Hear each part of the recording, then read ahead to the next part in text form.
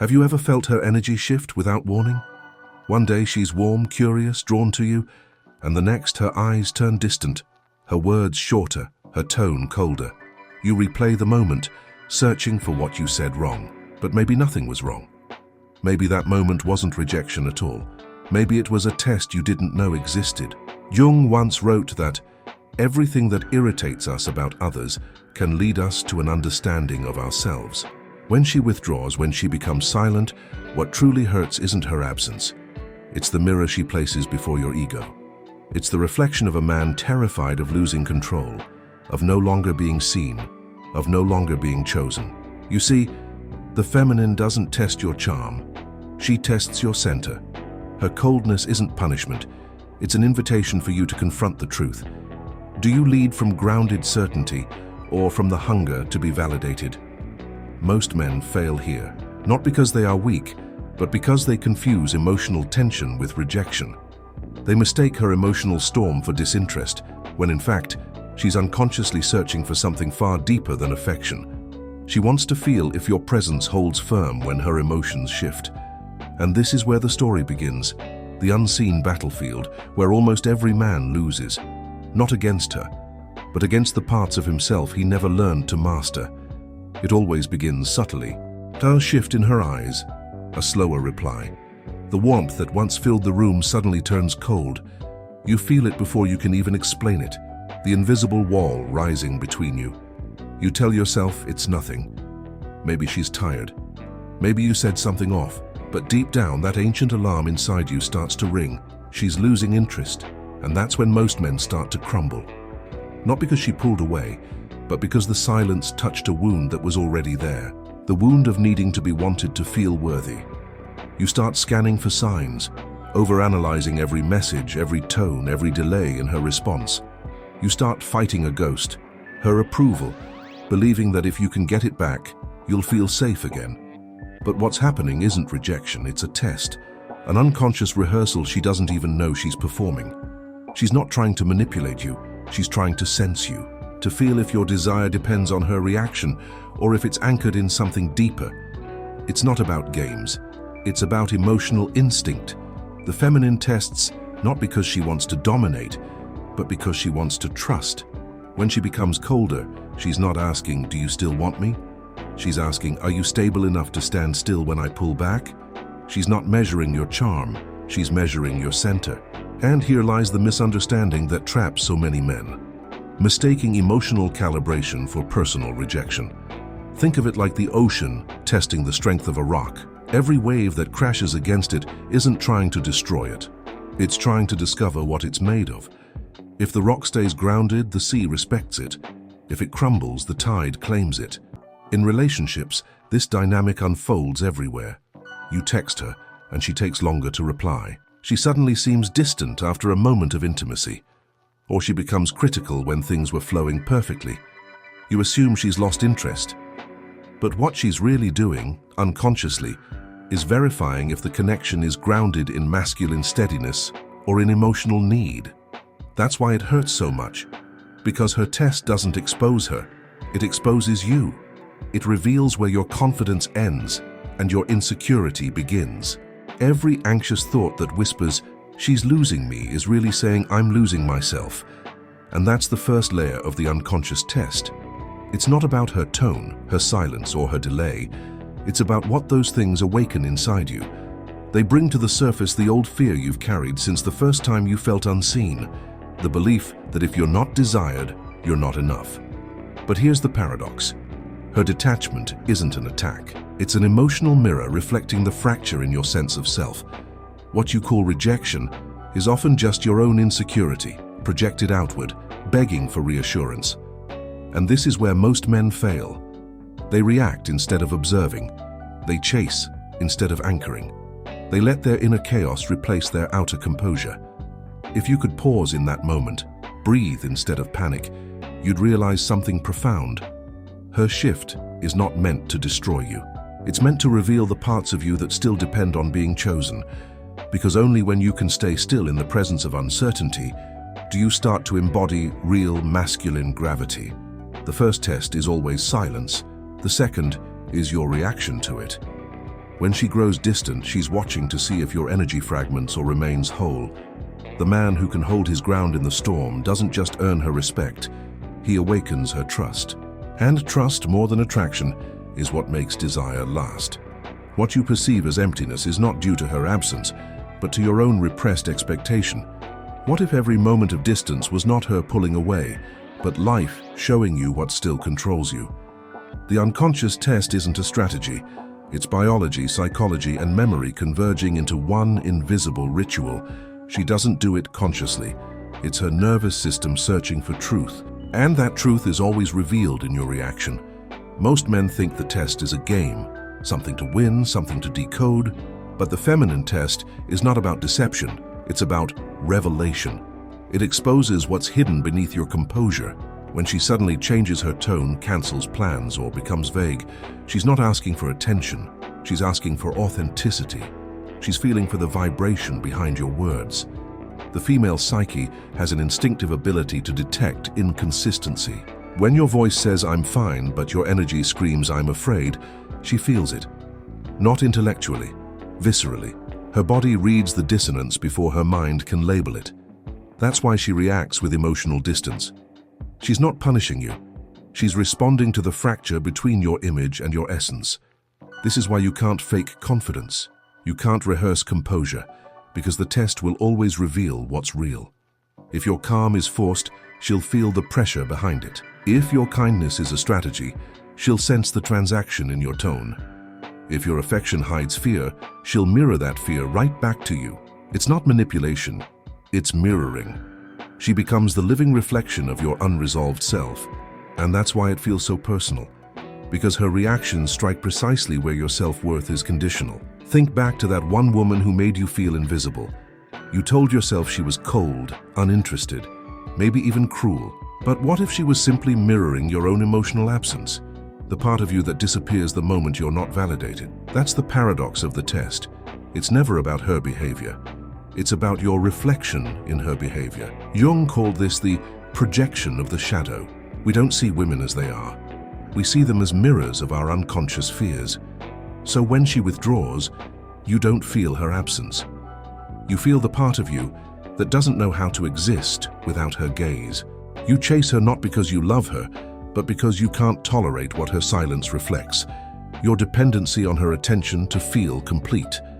That's why the test feels like rejection. It's revealing your dependence. Every time you reach for her approval, you abandon your inner authority.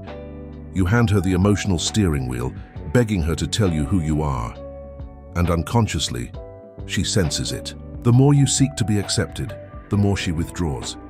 Not because she wants to hurt you, but because something inside her stops trusting what isn't rooted. You can't build polarity on fragility. You can't create desire through emotional pleading.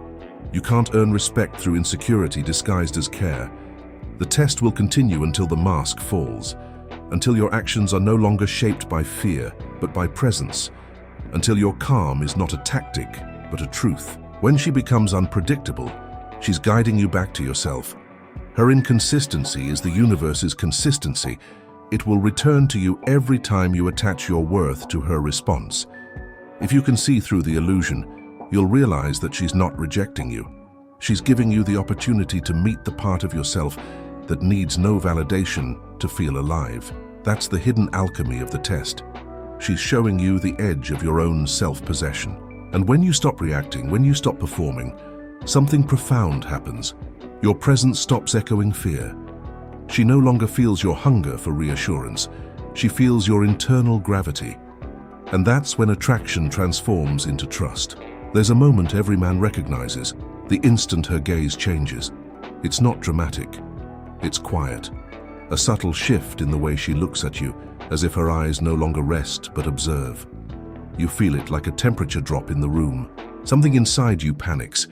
That's when most men make their most human yet fatal mistake. They start to perform. You try to make her laugh again. You explain yourself. You over-communicate, hoping to rebuild what you feel slipping away. You soften your tone, send another text, initiate another plan. All these gestures, wrapped in sincerity, are driven by fear. Fear that her fading attention confirms your deepest insecurity, that you were never enough. But every attempt to win her back only accelerates the loss. Because each act of trying carries a hidden message she can feel. You have the power to define me. And when a man gives that power away, something inside her instinctively withdraws. Not because she doesn't appreciate the effort, but because she no longer feels the polarity that once pulled her toward him. A man's presence becomes weightless when it depends on being approved. And a woman's desire dies not when he stops chasing, but when she realizes he's chasing her approval instead of embodying his own. This is the tragedy of the nice guy. Not his kindness, but the invisible contract beneath it. If I care enough, she'll stay. It's not love, it's negotiation. And the feminine feels it instantly. When she pulls back and you respond with more attention, you don't regain connection, you confess need. And what you call proving your worth she reads as he's losing his center. Every joke to lighten the tension, every long message to explain what happened, every attempt to make her feel comfortable again is a subtle declaration of dependence. The masculine collapses the moment it starts chasing harmony at the expense of truth. You think you're saving the connection, but you're actually abandoning the one thing that created attraction in the first place, your inner authority. When a man tries to win back a woman's attention, he's not really reaching for her. He's reaching for the reflection of himself she once gave him. He's not missing her presence. He's missing the version of himself that felt validated by her gaze. That's why he feels emptiness when she turns away, because his sense of worth left with her attention. You can see it everywhere. The man who texts paragraphs after she stops responding, the one who apologizes for things he never did, hoping to calm the storm. The one who waits for weeks, analyzing every signal, convincing himself that patience will bring her back. But behind each of these behaviors is the same unspoken belief. If I just do more, she'll see me again. Yet she doesn't want more effort. She wants more truth. She wants to feel that your desire is not fragile, that your world doesn't collapse because she's uncertain, that your emotional presence doesn't depend on her warmth. She tests not your endurance, but your sovereignty. And here lies the brutal paradox. The moment you stop trying to win her back is the moment she begins to feel your presence again. Because now, your energy is no longer directed toward proving. It's anchored in being. You've stepped out of negotiation and into authenticity. The difference between attraction and validation is subtle but profound. Attraction happens when she feels the gravity of your grounded energy. Validation happens when you depend on her reaction to feel worthy. The first creates polarity, the second destroys it. When she turned away, it wasn't an ending. It was an initiation. She was unconsciously asking you, "Can you still see yourself when I stop seeing you?" And the only answer that awakens her trust is silence, the kind that comes from self-possession, not pride. True strength isn't in convincing her. It's in staying rooted when she no longer reassures you. When you can hold that silence without losing your identity, you stop being another man trying to be chosen. You become the one who chooses himself. That's when she feels something different, not pressure but presence, not pursuit but peace. Because a man who doesn't chase her reflection becomes the mirror she can finally trust. When she challenges you, she isn't trying to break you, she's trying to find you. Beneath the cold tone, the sudden criticism, or the unexplainable distance, there's a silent question. Can I trust your center when mine disappears? That is what the feminine truly seeks, emotional solidity. Not perfection, not constant agreement, but a calm she can rest inside when her own emotions become unpredictable. A woman's emotional nature isn't chaos, it's sensitivity. And her unconscious test isn't a trap, it's an instinct that looks for safety in depth. The moment you lose yourself trying to please her, you fail that test. Because when you adjust your behavior to avoid her discomfort, she feels it immediately. The subtle tension in your tone, the lack of grounded truth in your words. You stop being the mountain, and you become the weather. And no woman can feel secure in a man who changes direction every time the wind shifts. Peace isn't silence, it's presence. It's the steady awareness that doesn't collapse when emotions rise. When you hold that posture, not forced but embodied, something inside her relaxes. She stops testing because she feels what she was unconsciously searching for, stability without suppression. Picture this. She becomes distant, perhaps after a disagreement. The old version of you would text repeatedly, apologize excessively, or try to lighten the mood with humor. But now you don't chase. You don't withdraw in cold pride either. You simply remain steady. You reply when needed, but with clarity and composure. You speak from a place of quiet authority, not from the need to fix. And within that space, she feels something she can't explain: safety. Because peace doesn't beg, it anchors. A man grounded in his emotional center gives a woman permission to feel without fear. His stillness tells her, "You can be chaotic, and I won't lose myself." That's what draws her in deeper. Not control, not dominance, but composure, born of truth. This is the paradox of attraction. The more peaceful you are within yourself, the more intensely she feels drawn to you. Because peace is not passivity, it's power under control. She doesn't want a man who reacts to her moods. She wants a man whose calm reveals that his identity isn't for sale. When you master that internal state, everything changes. Her tests stop feeling like threats and start feeling like opportunities. Each moment of emotional tension becomes a mirror, inviting you to expand your capacity to remain conscious under pressure. You start noticing that the less you try to manage her emotions, the more she begins to trust yours. Peace is not the absence of conflict. It's the presence of sovereignty. When you embody that, her uncertainty doesn't destabilize you, it deepens you. You stop seeing her reactions as personal and start recognizing them as instinctual. And that shift, from reaction to understanding, is what turns ordinary men into emotional leaders. Because leadership in love isn't about control, it's about containment. It's about being the container strong enough to hold the storm without closing your heart. Detachment is not distance, it's clarity. It's the state of a man who no longer fights for reassurance because he has finally found the still point within himself. Where most men collapse in silence, the awakened man breathes. And that breath changes everything. Each time you are tested and remain grounded, something inside you transforms. The energy that once rushed outward to seek approval begins to move inward, solidifying your presence. What used to be anxiety becomes awareness. What used to be fear becomes focus. And what used to feel like rejection becomes revelation. When you stop chasing her reaction, you start hearing your own. You start noticing how much of your behavior was shaped by the fear of not being chosen. You start realizing how often you spoke just to be heard, gave just to be seen, and stayed just to feel significant. And as those illusions fall, something far stronger begins to take form: dignity. You no longer need to convince her of your worth because you embody it. You no longer need her validation because your presence has become your statement. That is the alchemy of presence, the transformation of emotional dependence into internal authority. A woman can sense that instantly. She feels when a man's energy is self-contained. She feels when his silence isn't punishment, but peace. She feels when his detachment isn't coldness, but self-possession. And paradoxically, that's what reawakens her desire. Because now she's no longer responding to your need, but to your being. Every test, every silence, every distance becomes sacred initiation. The moment she withdraws and you remain centered, you're no longer trapped in the loop of reaction. You're training your nervous system to stay conscious in uncertainty. You are reclaiming your masculine frequency, calm, deliberate, magnetic. And in that stillness she senses it, the same presence that once drew her in, but now purified, no longer anxious, no longer dependent. She sees a man who doesn't lose himself in her reflection, and that to her feels like safety. Because a man who doesn't disappear when she doubts is a man she can finally trust when she feels lost. This is how the test becomes transformation. Rejection turns into revelation. Distance turns into discipline. Silence turns into power. The test was never about her.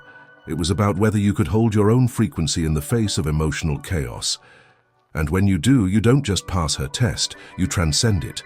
You shift from chasing attraction to embodying gravity, from reacting to leading, from needing love to radiating it.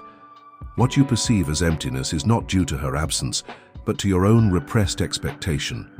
If this video has shown you something, perhaps it is because you are ready to stop playing and start embodying.